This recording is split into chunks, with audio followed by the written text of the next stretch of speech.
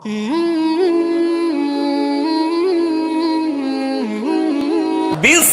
اللہ الرحمن الرحیم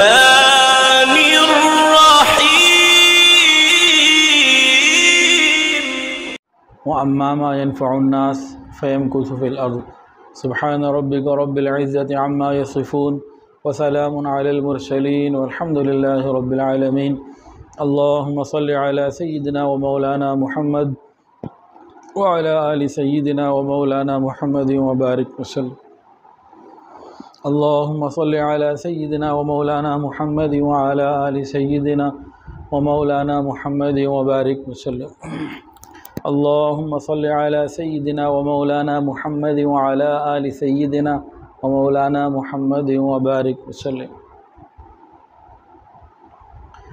مکارم اخلاق۔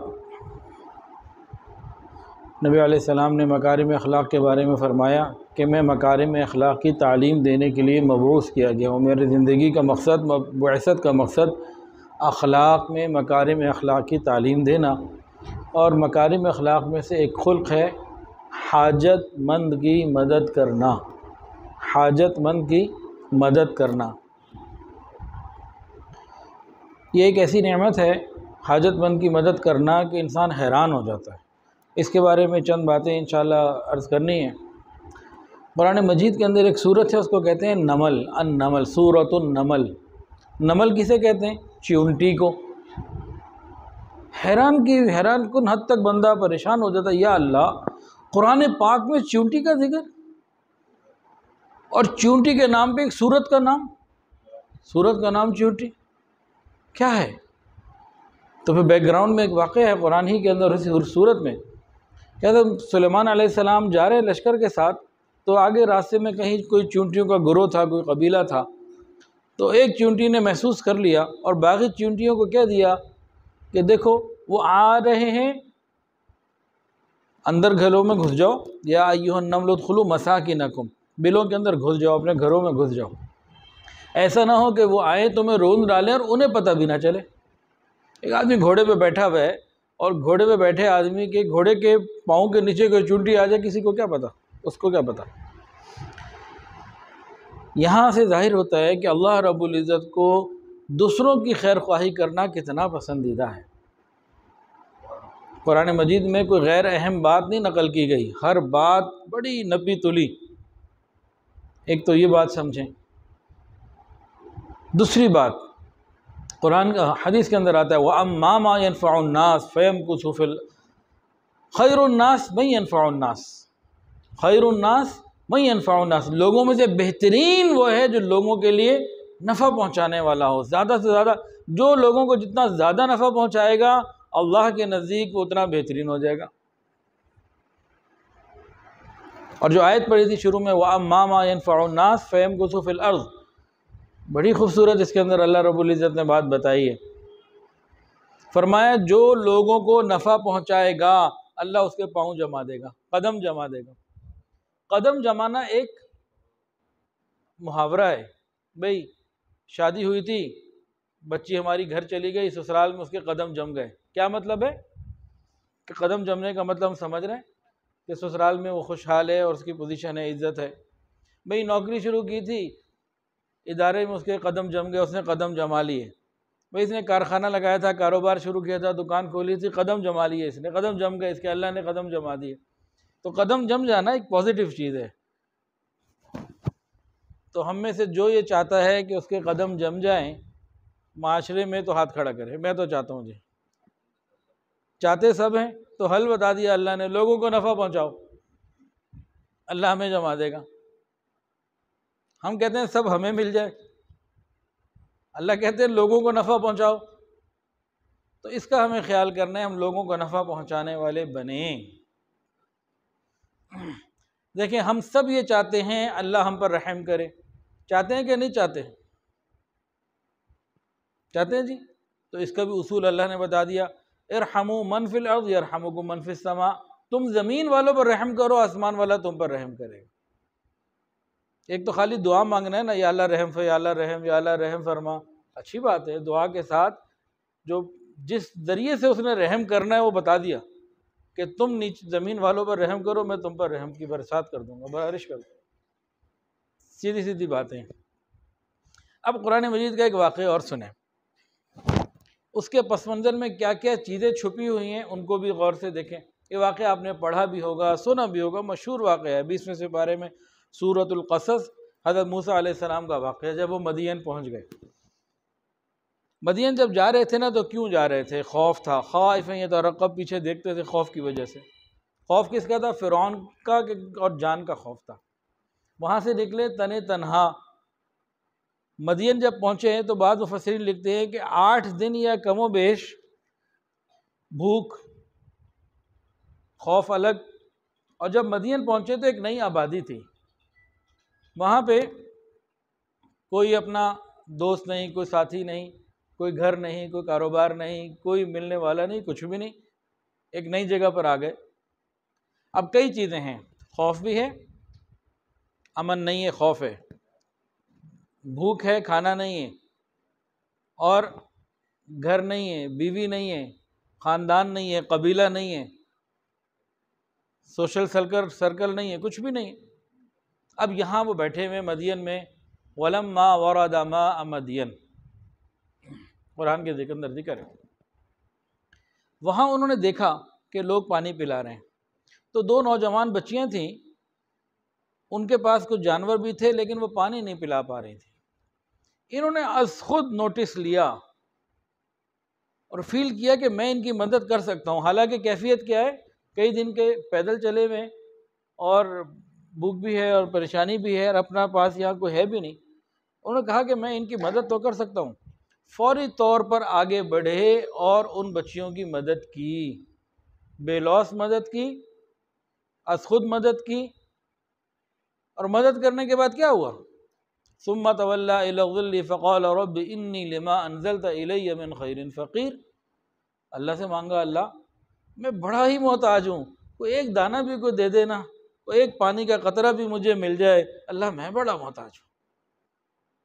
من خیر فقیر، ایک چھوٹا سا کچھ اناج کا دانہ بھی مل جائے، اللہ میں اس کا بھی بڑا محتاج ہوں۔ یہ انبیاء کا مانگنے کا طریقہ دیکھیں، عاجزی کتنی ہے۔ پھر کیا ہوا؟ احداہما علی استحیاء، ان میں سے ایک چلتی ہوئی آ گئی، کیسی چال؟ حیا کی چال، اللہ ہماری بچیوں کو حیا کی چال عطا فرما دے۔ فقالت احداہما تمشی علی استحیاء، حیا کی چال چلتی ہوئی آئی۔ یہاں سے کیا معلوم ہوا؟ بے باکانہ چال، بے حیائی والی چال، بے باکی کے انداز، کیٹ واک، یہ رب کو پسند نہیں۔ بچیوں کی چال ہمیشہ حیا والی، پاک دامنی والی ہونی چاہیے۔ اس نے آ کے کہا کہ جی آپ کو بلا رہے ہیں، یہ چل پڑے۔ وہاں گئے تو کیا ہوا؟ خوف تھا، امن مل گیا، گھر نہیں تھا، گھر مل گیا، بیوی نہیں تھی، بیوی مل گئی، رشتہ دار مل گئے، خاندان مل گیا، کھانے پینے کی آسانی مل گئی، ٹھکانہ مل گیا، ایک کمیونٹی مل گئی، سارا کچھ تو مل گیا۔ اس کے پیچھے نفلیں پڑی تھی کہ مراقبے کیے تھے؟ کسی کی مدد کی تھی۔ تو ہم لوگوں کی مدد کریں، اللہ ہمارے کون کون سے مسئلے حل کر دے گا۔ تو یہاں سے بھی ہمیں بات سمجھ میں آ جانی چاہیے کہ حضرت موسیٰ علیہ السلام نے، کسی نے کیا خوب کہا، خدا کی دین کا موسیٰ سے پوچھئے احوال، کہ آگ لینے کو جائیں پیغمبری مل جائے۔ یہ واقعہ کیا ہے؟ یہ بھی خیر خواہی کا واقعہ ہے۔ بیوی ساتھ تھی، ضرورت پڑی، سردی تھی تو اس کے لیے آگ لینے گئے، ادھر پیغمبری مل گئی۔ ادھر 2 بچیوں کے جانوروں کو پانی پلایا، بیوی بھی مل گئی، گھر بھی مل گیا۔ تو لوگوں کی خدمت کریں، اللہ قدم جمائے گا۔ اللہ کہہ رہے ہیں وَأَمَّا مَا يَنْفَعُ النَّاسَ فَيَمْكُثُ فِي الْأَرْضِ، تو ہم آج سے ارادہ کریں لوگوں کی مدد کریں گے۔ نبی علیہ السلام نے ایک جگہ فرمایا، جو بندہ کسی مسلمان سے دنیا کی کسی مصیبت کو اٹھائے گا، اس کی مدد کرے گا، پریشانی کو دور کرے گا، اللہ تعالیٰ اس کے لیے قیامت کی پریشانیوں کو دور کر دیں گے، قیامت کے غموں کو دور کر دیں گے۔ دنیا کی اور پریشانی غم کتنا عرصہ رہ سکتی ہیں؟ زیادہ سے زیادہ موت تک۔ زندگی کتنی بڑی ہے، زیادہ سے زیادہ 50-100 سال، اس سے زیادہ کیا ہو، 100 سال سے آگے تو کوئی چکر ہی نہیں، 100 سال بھی نہیں اب تو قیامت کا دن 50,000 سال کا۔ آپ نے یہاں کسی کی جو ضرورت پوری کی وہ تو وقتی تھی، اور اللہ جو اس کے بدلے ہماری ضرورت پوری کرے گا وہ تو جناب 50,000 سال کا دن، اور جس دن قیامت کے غم دور ہو گئے تو پھر آگے مزے ہی مزے ہیں۔ اور ایک اور حدیث سنیے، فرمایا اگر کوئی شخص مشکل میں ہو، تنگی کے حالات میں ہو، اس کے لیے جو آسانی پیدا کرے گا اللہ تعالیٰ اس کے لیے دنیا اور آخرت میں آسانیاں پیدا کر دے گا۔ ہم دنیا میں بھی آسانی اللہ سے چاہتے ہیں اور آخرت میں بھی چاہتے ہیں، طریقہ کیا؟ پریشان حال لوگوں کی مدد کریں۔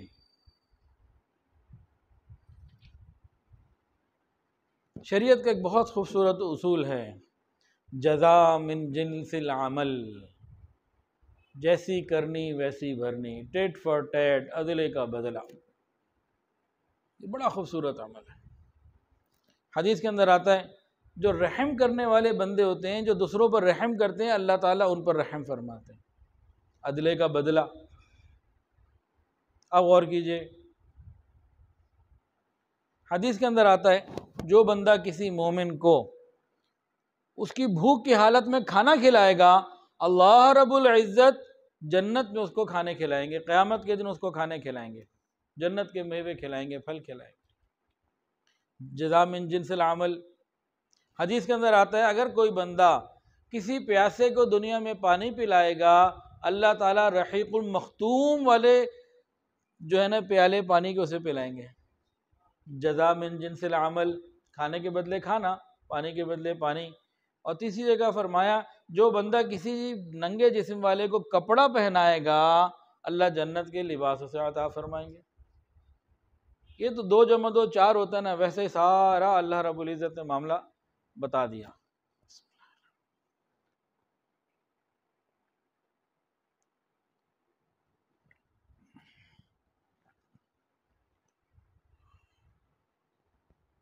ہم لوگ دنیا میں اپنی ضروریات کے لیے کتنی فکر کرتے ہیں، محنت کرتے ہیں کہ ہماری زندگی اچھی گزرے، آسانی سے گزرے۔ آپ لوگ گجرانوالہ میں رہتے ہیں، اگر آپ ارادہ یہ کر لیں کہ آپ نے گجرانوالہ کو چھوڑ کر کسی دوسری جگہ رہائش کرنی ہے، مثال کے طور پر ملتان جانا ہے، تو وہاں سامان بھیجیں گے کہ نہیں بھیجیں گے؟ کون سا سامان؟ اپنی ضرورت کی ہر چیز ہر آدمی اپنی جیب کے حساب سے بھیجے گا، ایسے ہی ہے نا؟ تو لاہور سے یا گجرانوالہ سے ملتان شفٹ ہونا ہو تو ہم پورے اہتمام کریں گے، لیکن ایک وقت آنا ہے ہم نے اس دنیا سے آخرت میں شفٹ ہو جانا ہے، چلے جانا ہے۔ وہاں سامان بھیجنے کے لیے کون سی ٹرانسپورٹ سروس ہے، یا کوئی کوریئر، کوئی DHL وہاں جاتی ہے، کیا جاتا ہے وہاں پہ؟ وہ آپ کو بتا دیتے ہیں ایک سروس ہے جو حدیث کے اندر بتا دی گئی، یہاں دو اور وہاں لو، یہاں تھوڑا دو اور وہاں بہت لو، یہاں جو دو گے کچھ دنوں میں ختم ہو جائے گا، وہاں جو تم لوگے وہ کبھی ختم نہیں ہوگا۔ تو یہ والی سروس اللہ نے دی ہوئی ہے، اور وہ کون سا دن ہوگا؟ ہماری حاجت کا بہترین یعنی کہ انتہائی حاجت مندی کا حال ہوگا، ہمارا انتہائی حاجت مندی کا حال ہوگا۔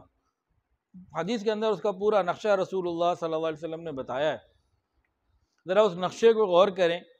قیامت کا دن ہوگا،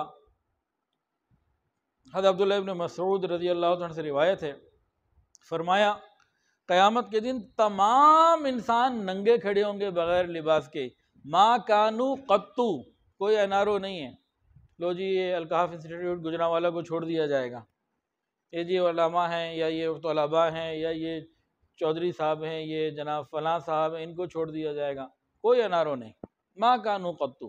حدیث، قیامت کے دن سب انسان ننگے کھڑے ہوں گے، قیامت کے دن سب انسان پیاسے کھڑے ہوں گے، قیامت کے دن سب انسان بغیر لباس کے بھوکے کھڑے ہوں گے، اور قیامت کے دن سب انسان دھوپ میں کھڑے ہوں گے۔ 4 باتیں، بغیر لباس کے ہوں گے، بھوکے ہوں گے، پیاسے ہوں گے اور دھوپ میں ہوں گے۔ اور وہ دھوپ کیسی ہوگی؟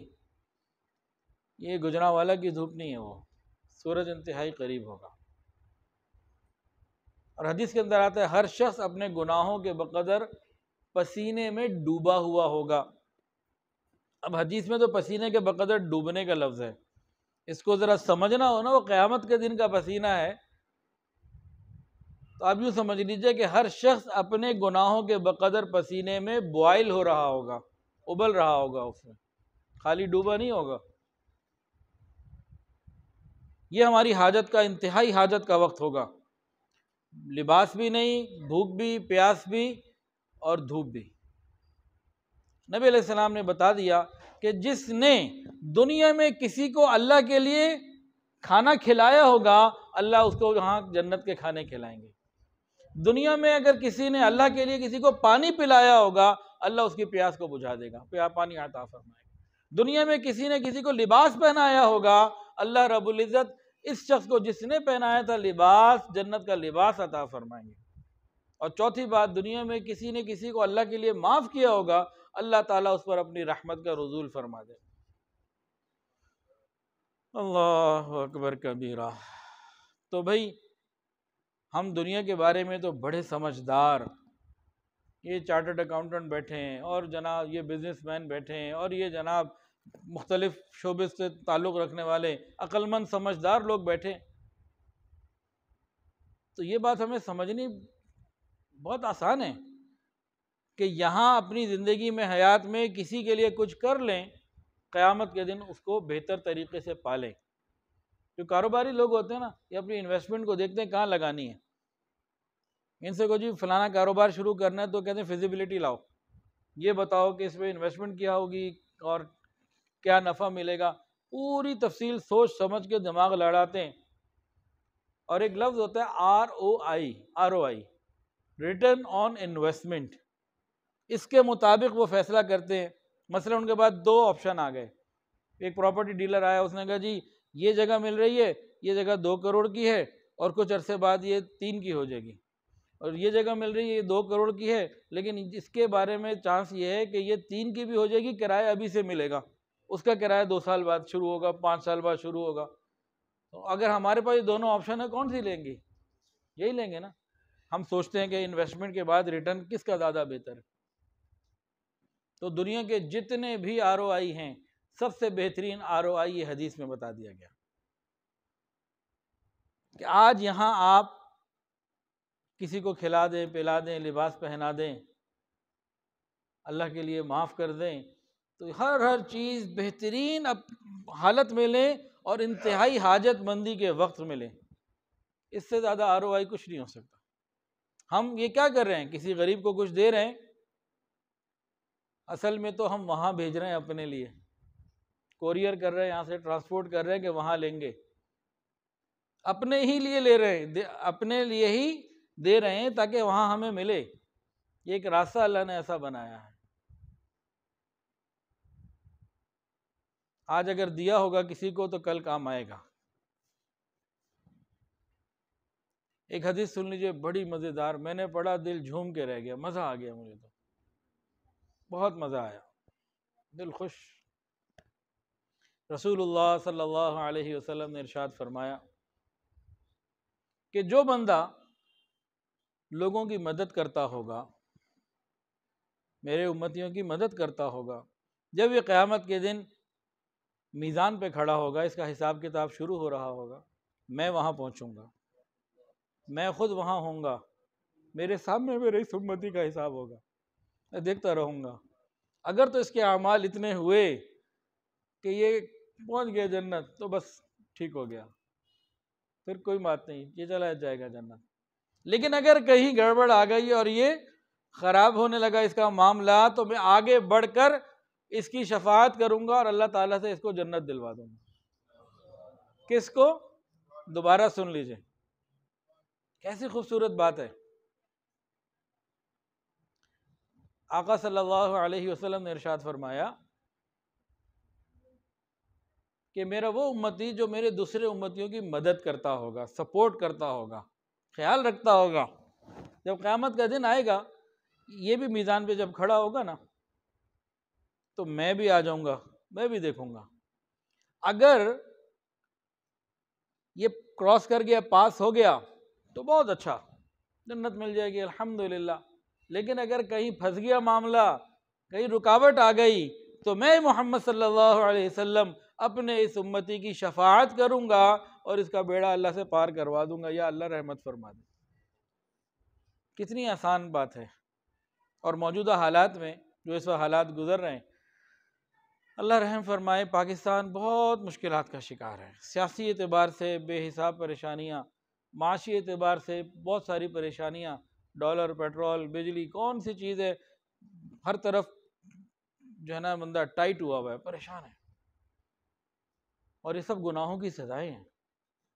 اور اب یہ جو بارشیں آئی ہیں تو پاکستان کا 20-25% حصہ، بہت بڑا حصہ سیلاب کی زد میں ہے۔ آسمان سے بھی بارشیں برسی اور بہت زیادہ برسی، اور دریاؤں میں بھی پانی آیا، پہاڑوں سے بھی پانی آیا۔ تقریباً ایک اندازے کے مطابق 5000 سے زیادہ گاؤں صفحہ ہستی سے مٹ چکے ہیں۔ ایک منٹ کے لیے آنکھوں کو بند کر کے نا سوچیں، ہم گھر میں ہیں، بیوی بچے سب موجود ہیں، ہمارا سامان ہے، ادھر سے کوئی ریلا آیا، سارا کچھ ہی لے گیا، اور بڑی مشکل سے کسی کونے میں چھت پہ جا کے کہیں جا کے جان بچائی، کیا کیفیت ہوگی؟ یہ تو ان پہ بیت رہی ہے، ہم اس کو صحیح طریقے سے سوچ بھی نہیں سکتے کہ ان پہ بیت رہی ہے۔ اور اگر اللہ نے ہمیں بچا لیا لاہور گجرانوالہ والوں کو، تو یہ ہمارا کوئی کمال نہیں ہے، بس اس کی رحمت ہو گئی، ہمیں ڈھیل زیادہ مل گئی۔ اب اس میں ہم کیا کریں؟ ہم اپنی آخرت بنائیں یا اپنی دنیا بنائیں؟ ہر آدمی کا اپنا اپنا فیصلہ۔ تو ہم سیلاب زدگان کی مدد کریں۔ کیسے مدد کریں؟ سب سے پہلے تو ہم ان کے لیے دعائیں کریں، راتوں کو اٹھ کے تہجد میں اللہ سے مانگیں۔ ایک کام تو یہ ہے دعا کرنا۔ دوسرا کام، ہم گناہوں سے سچی پکی توبہ کریں۔ اصل مدد یہ ہے، یہ جو عذاب، زلزلے، سیلاب، یہ پریشانیاں، یہ گناہوں کی سزائیں ہیں۔ اگر ہم گناہ ہی چھوڑ دیں تو پھر یہ مسئلے ویسے ہی ختم ہو جائیں، اور گناہ چھوڑنے کے لیے ہم تیار نہیں ہیں۔ دعا ہم کر لیں گے، گناہ ہم نہیں چھوڑیں گے۔ واٹس ایپ کے اوپر، سوشل میڈیا کے اوپر بیٹھ کے پھر ہم نے کچھ نہ کچھ اپنی حرکتیں کرنی ہیں، تو یہ ہماری بد نصیبی ہے۔ سب کچھ دیکھ کے اور سب کچھ سمجھ کے بھی ہم گناہ چھوڑنے کے لیے تیار نہیں، ہماری عورتیں پردہ کرنے کے لیے تیار نہیں۔